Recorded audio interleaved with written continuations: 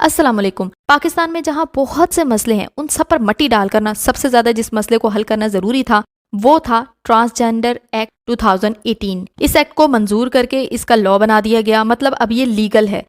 To the Transgender Personal Protection Rights Bill 2018 be passed. All those in favor of it may say aye. All those against it may say no. I think ayes have it. Motion is adopted and consequently the bill is passed.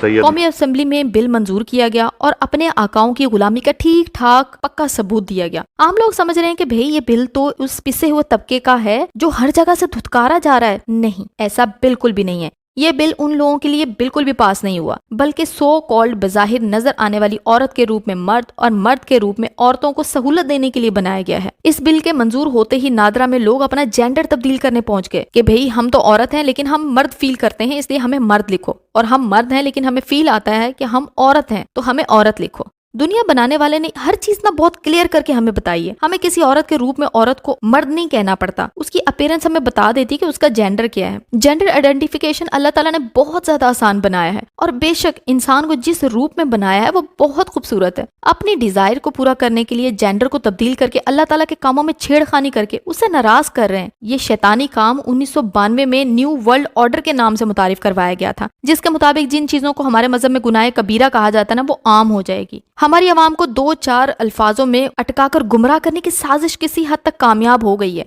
बेशुमार लोग हैं जिनको intersex और transgender का फर्क ही नहीं मालूम। Intersex people are biologically abnormal है और मेडिकली बहुत सौ का इलाज भी हो जाता है। ऐसे लोग बहुत रेयर होते हैं और इनकी परसेंटेज भी ना होने के बराबर होती है। जबकि ट्रांसजेंडर वो लोग होते हैं जो अपने थॉट्स और अपनी फीलिंग्स की बुनियाद पर लाइफ में कभी भी अपना जेंडर तब्दील कर सकते हैं। मर्द औरत बन सकता है और औरत मर्द बन सकती है। यूरोप में इस सारे प्रोसीजर को ना लीगल करार दे दिया गया था, और अब हमारे मुस्लिम मुल्क जिसकी बुनियाद ही कलमे पर रखी गई थी, इस्लामी तालीमात को भूल कर चल पड़े गुनाह कबीरा की तरफ। और सबसे बड़ी बात कि शैतान ऐसे लोगों को ये कहकर बहकाता है कि तुम जो कर रहे हो ना वो बिल्कुल जायज है, तुम बिल्कुल ठीक कर रहे हो, इसमें कोई हर्ज नहीं है। बिल्कुल कौमे लूत की तरह गुनाह को गुनाह समझा ही नहीं जाता। अल्लाह ताला के कानून में तब्दीली करके कोई भी इंसान खुश नहीं रह सकता। इसीलिए ऐसे बहुत से ट्रांसजेंडर जब अपनी हदूद को पार कर लेते हैं तो डिप्रेस होकर सुसाइड की तरफ मूव कर जाते हैं। सूरह अहज़ाब आयत नंबर 62, जिसका तर्जुमा यह है कि अल्लाह का दस्तूर चला आता है और इन लोगों में जो पहले गुजर गए, और तुम अल्लाह का दस्तूर हरगिज बदल ना पाओगे।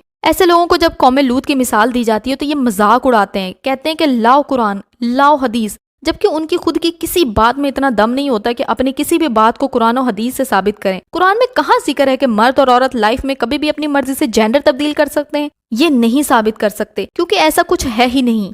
कौमे लूत का वाकया किसको नहीं मालूम, और ये भी किसे नहीं मालूम कि इस कौम पर अजाब किस लिए आया था। और जितने भी कौमों पर अजाब आया, सबसे ज्यादा खौफनाक अजाब इसी कौम ने झेला था। वहां पर शैतान ने अपना रोल लोगों को बहका कर अदा किया, शुरुआत करवा दी, और इंसान ने अपनी अक्ल और शऊर को, अपनी हदूद को भूल कर उसकी बात मान ली। और जो अजाब उन पर आया उनसे पहले किसी कौम पर नहीं आया था। कुरान पाक में एक जगह इरशाद होता है कि जब इन लोगों ने अपनी नसीहतों को भुला दिया तो हमने उनको बचा लिया, और जो बुराई से रोका करते थे और इन जालिमों को सख्त अजाब में जकड़ लिया।